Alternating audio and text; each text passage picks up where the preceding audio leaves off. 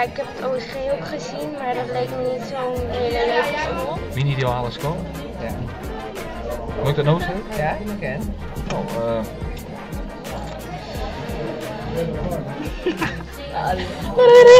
een ideale school. Nou, bij de band natuurlijk een veilige plek en goed opgroeien kennen. Weinig huiswerk!